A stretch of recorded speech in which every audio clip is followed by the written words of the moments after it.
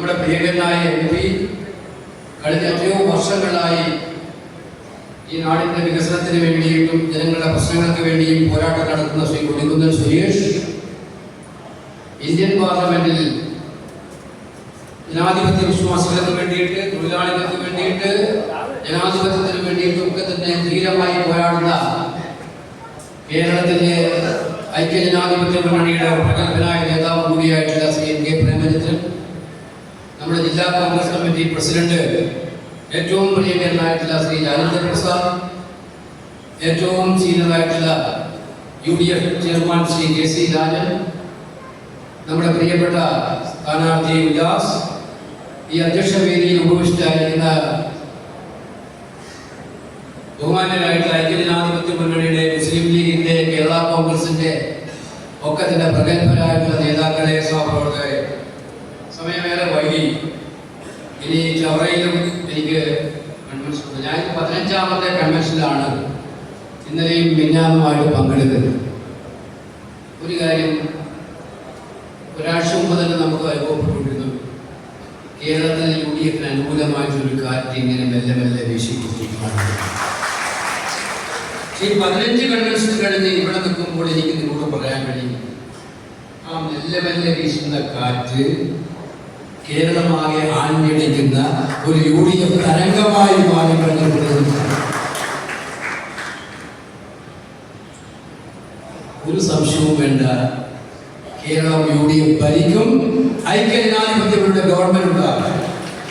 എനിക്ക് കുന്നത്തൂരുകാരോടാണ് ചോദിക്കാറുള്ളത്, കുന്നത്തൂരിലെ കോൺഗ്രസിന്റെ നിലയോടാണ്, പ്രത്യേകിച്ച് കോൺഗ്രസിന്റെ നിലയോടാണ് ചോദിക്കാറുള്ളത്. ഇപ്രാവശ്യം കുന്നത്തൂരിലെ MLA UDF-ന്റെ മുഖ്യമന്ത്രിക്ക് അനുകൂലമായി കൈപ്പൊക്കാൻ ഉണ്ടാകുമോ? വെറും വാക്ക് പറഞ്ഞിട്ട് കാര്യമില്ല. ഉണ്ടാകണമെങ്കിൽ ഇനിയുള്ള ദിവസം എല്ലാം മാറ്റിവെച്ചിട്ട് എല്ലാ അഭിപ്രായ വ്യത്യാസങ്ങളും മാറ്റിവെച്ചിട്ട് സുധീർച്ചയൊക്കെ വെച്ചിരിക്കണ്ട, എല്ലാ അഭിപ്രായവും മാറ്റിവെച്ചിട്ട് ഇനിയുള്ള ദിവസം വ്യാപക അനുവാദിക്കണം. ഇവിടെ ഞാൻ വരുമ്പോൾ ഒരു കോൺഗ്രസ് പ്രവർത്തകരെ എനിക്ക് കത്ത് തന്നു. ഇത്തരത്തിൽ എനിക്ക് വളരെ വളരെ സന്തോഷം തോന്നി. ആ പ്രവർത്തകൻ ചോദിച്ച ചോദ്യം ഞാൻ വായിക്കുകയാണ്.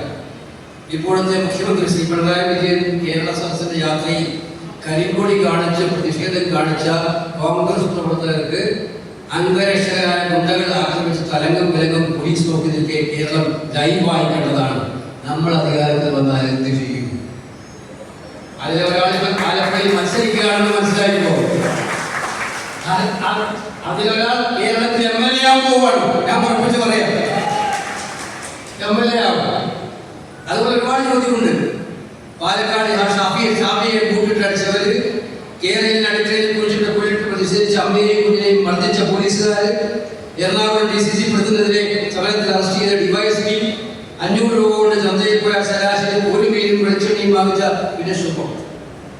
ഇതിനെല്ലാം ഒറ്റമൂലി ഉദാഹരണം, ഒരു മറുപടി മാത്രമേ ഉള്ളൂ. കോൺഗ്രസ് പ്രവർത്തകരുടെ വികാരത്തെ മാനിച്ചുകൊണ്ട് ഞാൻ പറയാണ്, ഇതിനെല്ലാം ഒറ്റമൂലി പരിഹാരം എന്താണ്? പിണറായി വിജയനെ താഴെ ഇറക്കി UDF-നെ അധികാരത്തിൽ കൊണ്ടുവരിക. അത് കേരളം തീരുമാനിച്ചിട്ടുണ്ട്. ഞാൻ ഇപ്പൊ മാർക്സിസ്റ്റ് പാർട്ടി തകർച്ചയുടെ പടിമോതിക്ക് നിൽക്കുകയാണ്. ഓരോ ദിവസവും പുറത്തു വരുന്ന വാർത്തകൾ കണ്ടാൽ ജീർണതയുടെ പരിഹാരമായി CPM മാറുകയാണ്. ഇപ്പൊ ഏറ്റവും കൂടുതൽ ആരാണ് ഉദ്ദേശമുള്ള അടൂരിലെ CPM MLA, അടൂരിലെ CPM MLA ആയിരുന്നു. അദ്ദേഹത്തിന്റെ ഭാര്യ പറഞ്ഞ വാക്കുകൾ നിങ്ങൾ ബാങ്ക് കോളൊക്കെ കൂട്ടുനിൽക്കാത്തതിന്റെ പേരിൽ രാജിവെക്കാൻ ആവശ്യപ്പെട്ടു. മുഴുവൻ CPM നേതാക്കന്മാരും അതുപോലെ ജീവനക്കാരും എല്ലാം കൂടെ കൂടുന്നു. എനിക്ക് കിട്ടുന്നതില്ലാതെ ഞാൻ ഈ പാർട്ടിയിൽ ഈ ബാങ്ക് പ്രസിഡന്റ് സ്ഥാനം രാജിവെക്കുകയാണെന്ന് CPM-ന്റെ ഒരു മുൻ MLA, അത് പ്രഗത്ഭനായ ഒരു നേതാവിന്റെ ഭാര്യക്കാണ് ഈ സ്ഥിതി ഉണ്ടായിരിക്കുന്നത് എന്ന് മനസ്സിലാക്കുക. കൊട്ടാരക്കരയിൽ തുടങ്ങി അമ്പലപ്പുഴയിൽ ആവർത്തിച്ച് തളിപ്പറമ്പിലും പയ്യന്നൂരിലും പൊട്ടിത്തെറിച്ച CPM-ന്റെ ജീർണതയ്ക്കെതിരായിട്ടുള്ള അന്തർകലാപം കേരളമാകെ ആഞ്ഞടിക്കുകയാണ്. ഒരു സംശയവും വേണ്ട, ആ കൊടുങ്കാറ്റിൽ മിസ്റ്റർ പിണറായി വിജയൻ നിങ്ങൾ കാക്കപ്പുഴങ്ങി വീഴും മുതലുള്ള കാര്യത്തിൽ ഒരു സംശയവും വേണ്ട.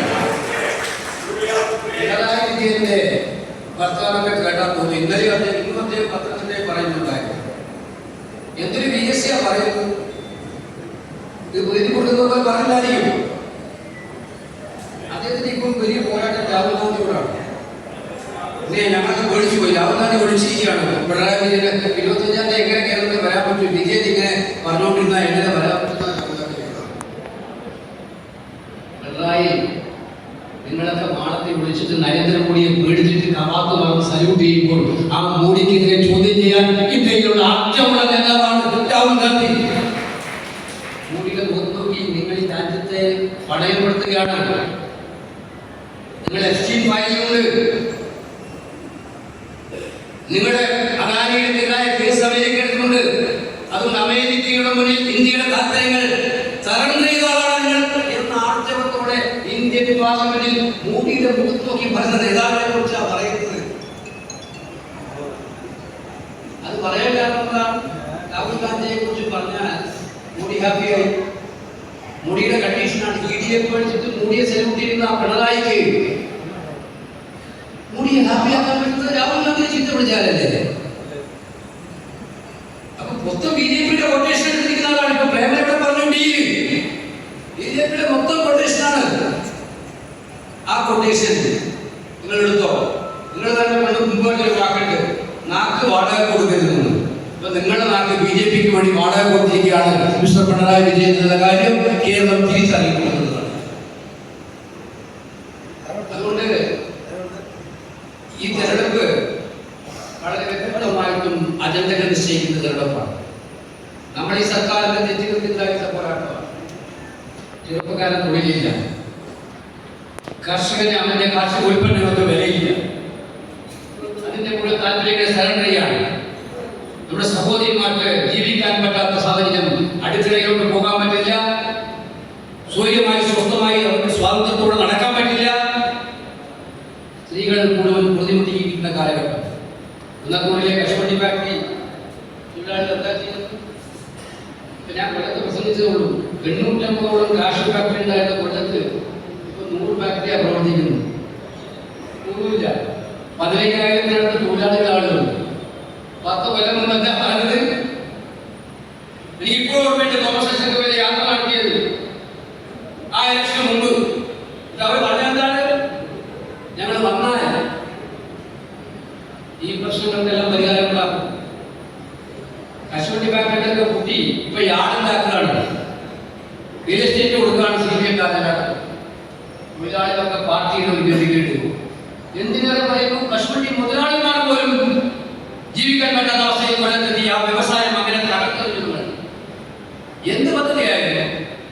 തകരുന്ന വ്യവസായങ്ങളെ നന്നാക്കാൻ നിൽക്കുന്ന പദ്ധതി. നിങ്ങളുടെ സ്വന്തം റെപ്കോ സഹായിക്കാൻ 500 കോടിയാണ് കൊടുത്തത്. 500 കോടി റെപ്കോയുടെ ഘടികാരസ്ഥതയും തൂക്കുമ്പോൾ റെപ്കോ തകർന്ന് തരിപ്പണമായപ്പോൾ ഖജനാവിൽ നിന്നും 500 കോടി അവർക്ക് കൊടുത്തു.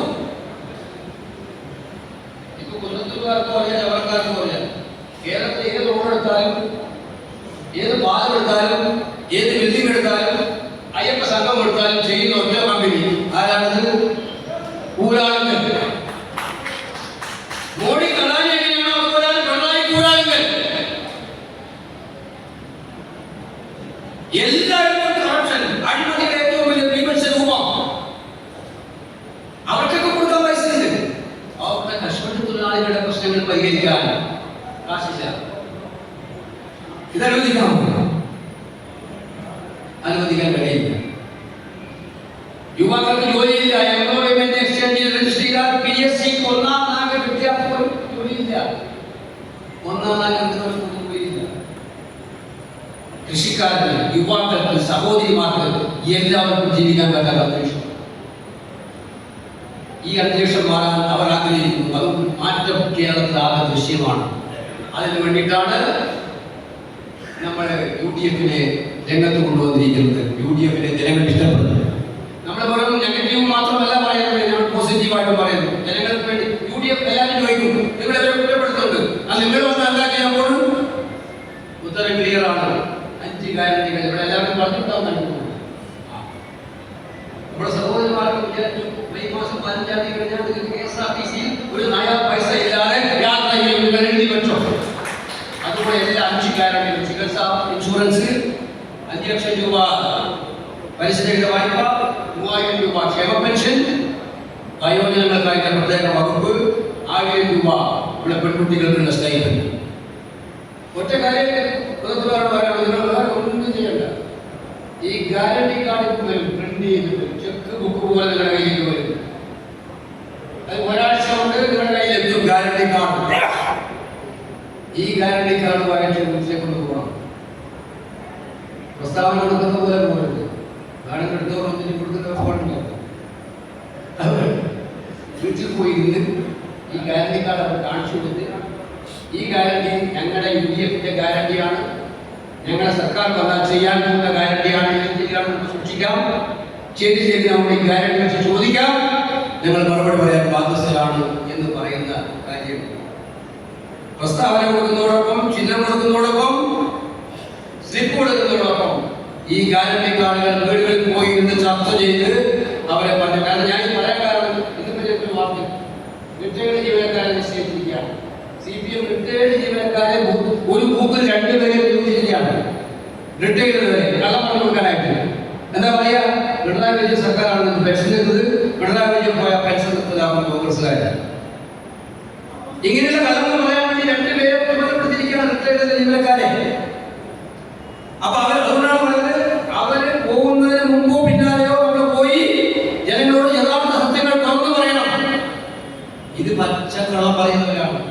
പിണറായി വിജയൻ എന്ന് പറയുന്നത് നുണ പറയാൻ വേണ്ടി മാത്രം ജീവിക്കുന്ന മുഖ്യമന്ത്രിയാണ് എന്നുള്ള കാര്യം അക്ഷരം പ്രതി തെളിയിച്ചുകൊണ്ടിരിക്കുകയാണ് ഒരു ദിവസം.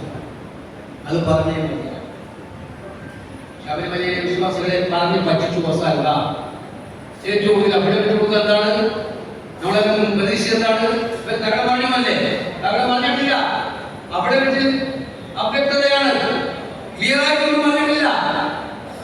ഇനി പിണറായി വിജയൻ അവിടെ വെച്ച് വേണ്ട സുപ്രീം കോടതിയിൽ UDF സർക്കാർ വന്നാൽ ഉമ്മൻചാണ്ടി കൊടുത്ത് അവിടുത്തെ വിശ്വാസികൾക്ക് വേണ്ടിയിട്ട് അവിടെ വെച്ച് വീണ്ടും UDF ഗവൺമെന്റ് അവിടെ കൊടുക്കും. അവിടെ പിന്നെ കള്ളന്മാര്, അമ്പലക്കള്ളന്മാര്, ദ്വാരപാലക ശത്രു, സ്വർണ്ണ പാടയും എല്ലാം മോഷ്ടിച്ചിട്ട് ജയിലിൽ പോയി സ്വാഭാവിക ജാമ്യം കിട്ടി വന്നവരുണ്ട്. കാരണം ചാർജ് ഷീറ്റ് കൊടുക്കാതെ ആ കേസ് തച്ചു വെച്ച് എല്ലാം ചെയ്തു. ഹൈക്കോടതി ഇടപെട്ടുകൊണ്ടാണ് കുറച്ചെങ്കിലും കേസ് ഉണ്ടായത്. കേസ് മാറ്റി കളയാൻ അവരെല്ലാം ചെയ്തു. ഒരു കാര്യം കൂടെ ഞങ്ങൾ പറയാൻ ആഗ്രഹിക്കുകയാണ്. ഇപ്പൊ രക്ഷപ്പെട്ടു എന്നാരെങ്കിലും വിചാരിക്കണമെങ്കിൽ മനസ്സിൽ വെച്ചാൽ മതി, അയ്യപ്പന്റെ സ്വർണം കണ്ടവരെ ഒന്നും ജയിലിൽ അടച്ച് കാലാഗ്രഹങ്ങളുടെ ശിക്ഷിക്കുന്നത് വരെ UDF സർക്കാരിന് വിശ്രമം ഉണ്ടാവില്ല എന്ന കാര്യം ഞങ്ങൾ ഉറപ്പിച്ച് പറയാൻ. അങ്ങനെ കളിക്കേണ്ടവരാണ്. അപ്പൊ ഇത് കേരളം ഒരു വലിയ തയ്യാറെടുപ്പിലാണ്. ജനങ്ങളെല്ലാം ആഗ്രഹിക്കുന്നത് നമ്മളെ വിജയിപ്പിക്കാനാണ്. നമ്മളെ കൃത്യമായിട്ടുള്ള മുദ്രാവാക്യവുമായി ആശയവുമായി ജനങ്ങളുടെ മുന്നേറ്റം പോകാം. ഇതിന് പ്രചാരണം കൊടുക്കേണ്ടതാണ്. 25 വർഷമായിട്ട് MLA ഞാൻ വ്യക്തിപരമായിട്ടൊന്നും ആദ്യം പറയുന്നു. ഞാൻ വരുമ്പോൾ പ്രതിയോഗം അദ്ദേഹം പ്രസംഗിക്കുന്നുണ്ട്. 25 കൊല്ലമായിട്ട് അദ്ദേഹം നിങ്ങളെല്ലാം സുഖദുഃഖങ്ങളിലൊക്കെ പങ്കെടുക്കുന്നു. ഒരേ 25 കൊല്ലം ഞാൻ കോൺഗ്രസ്സുകാരോടായിരുന്നു. RSPയുടെ സ്ഥാനാർത്ഥിയാണെന്ന് സത്യത്തിൽ ഈ മണ്ഡലത്തിൽ ഇത്രയും നിഷ്കളങ്കനായ ചെറുപ്പക്കാരൻ സ്ഥാനാർത്ഥിയായിട്ട് കിട്ടിയതെന്ന് പറഞ്ഞാൽ ഞാൻ ഉറപ്പിച്ചു വരുന്നു. ഞാൻ അഭിമാനത്തോട് കാണിക്കാനായി ഉദ്ദേശം വരുന്നത്. കഴിഞ്ഞ 5 കൊല്ലം അദ്ദേഹം നിങ്ങളുടെ മുന്നിൽ 10 വർഷമായിട്ട് ഓരോ സമയത്തും ജനങ്ങളുടെ ഉണ്ടായില്ല. ഈ ചെറുപ്പക്കാരുടെ അവസരം കൊടുത്താൽ അദ്ദേഹത്തിന് MLA ആക്കാത്തതാണ്. നിങ്ങൾക്ക് ഒരു UDF-ന്റെ ഒരു MLA ഉണ്ടാവുക എന്നതാണ് ഏറ്റവും ആവശ്യം. കേരള നിയമസഭയിൽ വിശ്വാസ പ്രമേയം അവതരിപ്പിക്കുമ്പോൾ മുഖ്യമന്ത്രിക്ക് അനുകൂലമായി വോട്ട് രേഖപ്പെടുത്തുന്നതിന് സ്പീക്കറുടെ വലതുഭാഗത്ത് ട്രഷറി ബെഞ്ചിലിരിക്കാൻ ഉല്ലാസം വെക്കാൻ പറ്റുന്നതാണ്. വർഷങ്ങളായി ഞാൻ ശാസ്താംകോട്ട ക്യാമ്പ് നടത്തുന്ന കാലത്ത് അറിയുന്നതാണ്. ശശികുമാരനാണ് നടത്തിയത് ക്യാമ്പ്. ഇവരെല്ലാവരും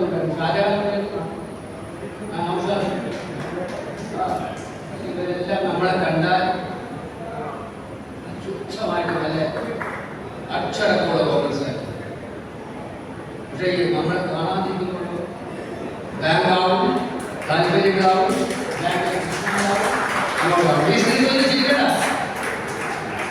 ഞാൻ ഉത്തരവാദപ്പെട്ട പാർട്ടിയുടെ ഭാരവാഹികളുടെ ഔദ്യോഗികമായി പോയാണ് കണ്ടുകൊണ്ട് കാണുന്നതാണല്ല.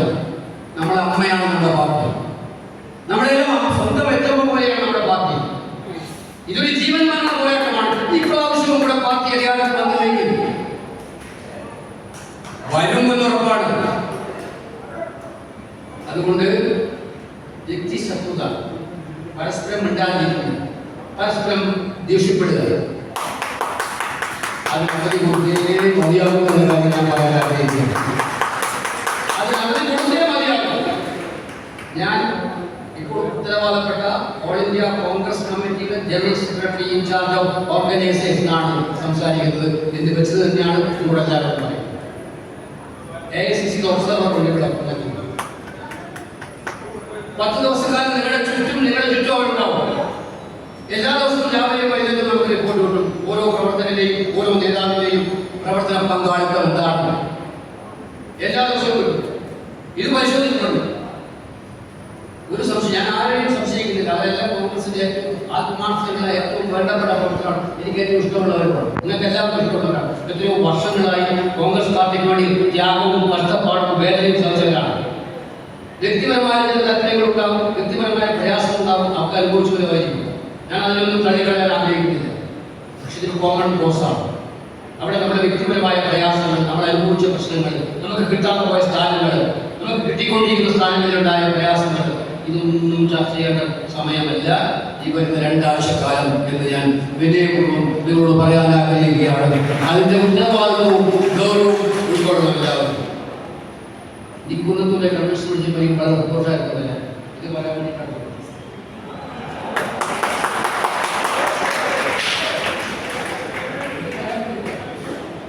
കാരണം ഇനിയും കുന്നത്തൂരിൽ UDFന്റെ MLA ഇല്ലാത്ത സാഹചര്യം നമുക്ക് അനുവദിക്കാനേ പറ്റില്ല.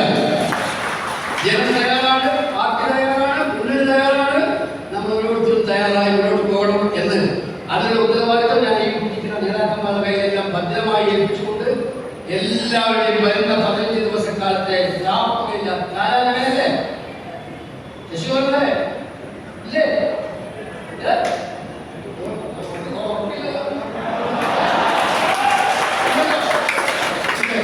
അപ്പൊ എല്ലാവരും ഒറ്റക്കെട്ടായിട്ട് ഈ ഞാൻ ഒറ്റക്കെട്ടായി ഒന്നിച്ച് ഒരു മനസ്സിലായി ഉല്ലാസനെ MLA ആക്കുന്നതിനുള്ള വിശ്വരഹിതമായ പ്രവർത്തനങ്ങളുമായി മുന്നോട്ട് പോയാൽ എല്ലാവർക്കും ഞാൻ ഒരു കാര്യം പറയാം. നമ്മുടെ പാർട്ടിയിലും ഒരുപാട് MLA-മാരാകാൻ യോഗ്യതയായ ആളുകളുണ്ട്. പഞ്ചായത്ത് പ്രസിഡന്റും ബ്ലോക്ക് പ്രസിഡന്റും ഒക്കെ ആകാൻ യോഗ്യതകളുണ്ട്. ഇരിക്കുന്ന നേതാക്കന്മാർ കഴിവുള്ള നേതാക്കന്മാരാണ്. അതുകൊണ്ടൊരു കാര്യം ഞാൻ പറഞ്ഞു, ഞാൻ പുനരുപ്പിക്കുകയാണ്. മത്സരിക്കാത്ത ആൾക്കാരായ മുഴുവൻ MLA-മാർക്കും അവർ അറിയിക്കുന്ന സ്ഥാനങ്ങളായിരിക്കും UDF ഗവൺമെന്റ് വന്നാൽ ഉണ്ടാവുക എന്നുള്ള കാര്യം ഞാനിവിടെ അടിമറിക്കുന്നതാണെങ്കിൽ ഒരു വാക്കല്ല, ഇത് ഉറപ്പാണ്. ഇതും ഒരു ഗ്യാരണ്ടിയാണ്. കോൺഗ്രസ് നേതാക്കന്മാർക്ക് പ്രത്യേകിച്ച് ഒരു ഗ്യാരണ്ടിയാണ്. നിങ്ങൾ പ്രവർത്തിക്കുമ്പോൾ നിങ്ങളുടെ പ്രവർത്തനം വെറുതെ ആവില്ല. നിങ്ങളെ അംഗീകരിക്കാൻ പാർട്ടി ഉണ്ടാവും, ഗവൺമെന്റ് ഉണ്ടാവും. ഗവൺമെന്റിലും പാർട്ടിയിലും കിട്ടുന്ന അവസരങ്ങളും ഉണ്ടാവും. അതുകൊണ്ട് എല്ലാവരും കൂടെ ഒരു മനസ്സായി ഒറ്റക്കെട്ടാൽ പ്രവർത്തിക്കണം, വിജയിപ്പിക്കണം എന്ന് വിജയപൂർവ്വം പ്രവർത്തിച്ചുകൊണ്ട് ഈ കൺവെൻഷൻ ഉദ്ഘാടനം ചെയ്യുന്നു. നമസ്കാരം. ജയ്